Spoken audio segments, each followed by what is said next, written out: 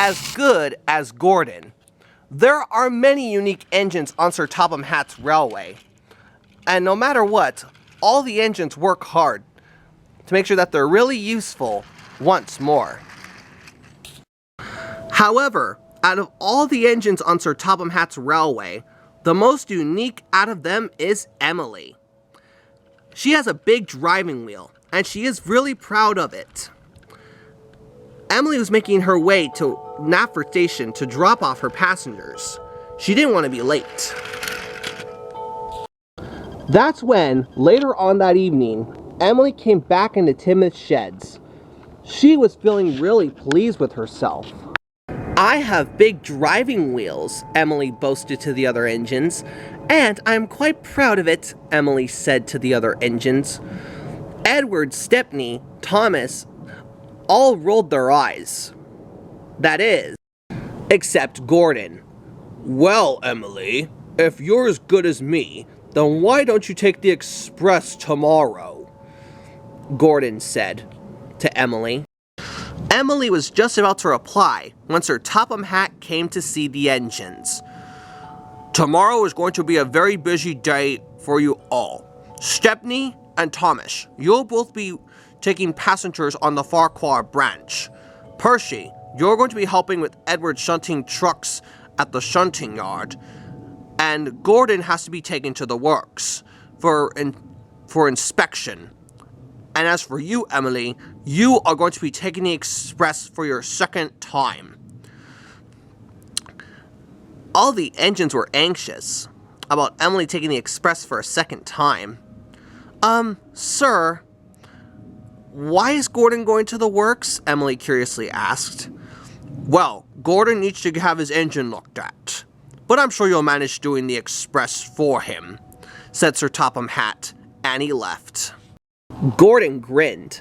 "Oh, Emily, you'll see if you'll do as good as me," Gordon boasted. Emily just rolled her eyes. "Oh, I'll be just as good as you, Gordon," she said. Gordon laughed. "I could go for a good laugh," Gordon chuckled. Thomas snickered. "Emily, are you really as good as Gordon?" Thomas said to Emily. Emily felt a little embarrassed. "Oh, I'll be just as good as him, Thomas. You'll see." As Edward spoke up, Now, you three. It's time we get some sleep. Tomorrow's going to be a very busy day for us," said Edward. "I have to agree, Edward," said Stepney. And with that, one by one, all the engines went to sleep. As did Emily. Emily thought to herself, "I'll be just as good as Gordon," she said. And with that, they all went happily to sleep. Then, early the next morning, Emily buffered up to the express coaches. They were Gordon's usual coaches, but Emily didn't mind. She still wanted to prove that she was as good as Gordon. I'll show Gordon I'm just as good as him," she said. But what Emily didn't know was that Gordon was in Knapford Yards too. Gordon couldn't help but laugh. "Oh, you'll see, Emily," he said. Emily took a huge puff and took some of Edward's advice into consideration. However, she still wanted to prove that she could be just as good as Gordon. That's when the passengers entered the express coaches, and then the guard blew his whistle. As Emily pulled and she puffed, she chuffed and she huffed to get out of Knapford Station. Her wheels spun and spun as her driver put sand on the rails. Gordon was nearby, and he couldn't stop laughing. "As good as me indeed," Gordon said. Emily didn't take much notice, and then, finally, tired and triumphantly, she managed to get out of the station. Emily was making good time on her way to Wellsworth Station. The express was heavy, but that still didn't stop her. "As good as Gordon, as good as Gordon," she said. Her driver was concerned. "Easy there, old girl. You don't have to strain yourself," he said. But Emily still didn't take notice. She was going as fast as she could to get her passengers delivered to Wellsworth on time. Then, tired and triumphantly, Emily arrived at Wellsworth Station. Bertie the bus was there. He was not too pleased. "What timing do you call this, Emily?" he said. Emily took a huge puff. "I was going as fast as I could," she said. "Well, it wasn't fast enough," he said. Then Emily realized which station she was at. "Oh dear," she said. Her driver spoke to her. "Well, it looks like we're going to have to make it around again, Emily," he said.